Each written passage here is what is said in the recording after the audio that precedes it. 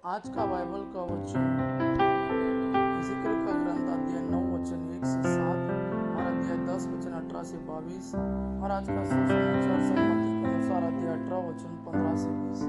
इज़ेकियेल का ग्रंथ अध्याय 9 वचन 1 से 7 और अध्याय 10 वचन 18 से 22। मैंने प्रभु को ऊंचे स्वर से यह कहते सुना, जो नगर को दंड देने के लिए नियुक्त है, वे विनाश के शस्त्र हाथ पर लिए निकट आ रहे हैं। इस पर उत्तर के फाटक से होकर 6 व्यक्ति आ गए।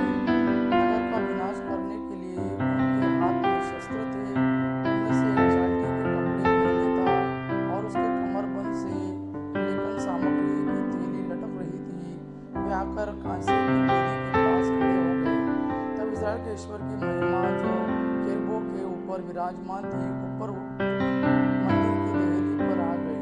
प्रभु ने छाटी के कपड़े पहने मनुष्य को जिसके कमरबंद से लेखन सामग्री की थैली लटक रही थी बुलाया और उससे कहा, नगर के आर पार जाओ, सारे यरूशलेम में घूमकर उन लोगों का पता लगाओ जो वहाँ हो रहे विभत्स जुल्मों के कारण रोते और विलाप करते हैं, और उनके मस्तक पर घाव अक्षर का चिन्ह अंकित करो।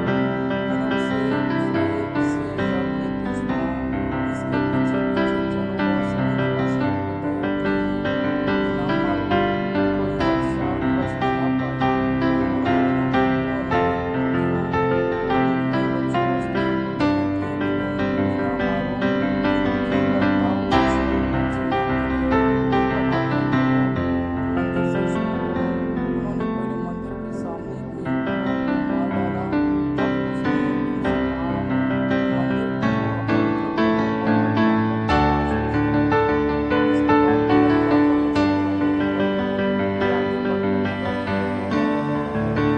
तब प्रभु की महिमा मूर्ति बनाने से और सेवा करके यरूशलेम की जगह पर खड़े व्यक्ति जमीन पर गिरे और मंदिर के सामने चले गए। मंदिर के पूरे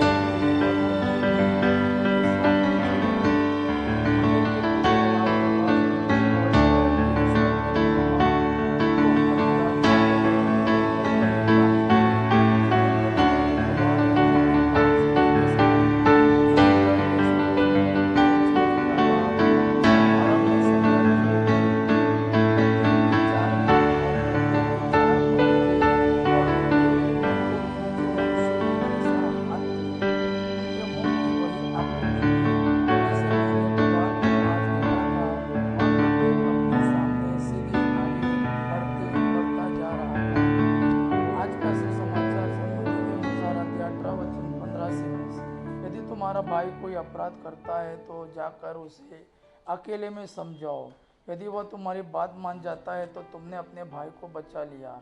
यदि वह तुम्हारी बात नहीं मानता तो और 2-1 व्यक्तियों को साथ ले जाओ, ताकि 2 या 3 गवाहों के सहारे सब कुछ प्रमाणित हो जाए।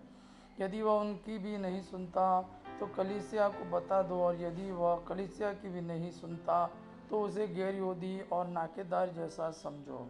मैं तुमसे कहता हूँ, तुम लोग पृथ्वी पर जिसका निषेध करोगे, स्वर्ग में भी उसका निषेध रहेगा, और पृथ्वी पर जिसकी अनुमति दोगे, स्वर्ग में भी उसकी अनुमति रहेगी। मैं तुमसे यह भी कहता हूँ, यदि पृथ्वी पर तुम लोगों में 2 व्यक्ति एकमत होकर कुछ भी मांगेंगे तो उन्हें वह मेरे स्वर्गीय पिता की ओर से निश्चय ही मिलेगा। क्योंकि जहाँ 2 या 3 मेरे नाम इकट्ठे होते हैं, वहाँ मैं उनके बीच उपस्थित रहता हूँ। यह प्रभु का वाणी है। प्रभु को धन्यवाद। आबा पिता की महिमा और पुत्र यीशु का प्रेम आप पर सदा सर्वदा बना रहे। आमीन।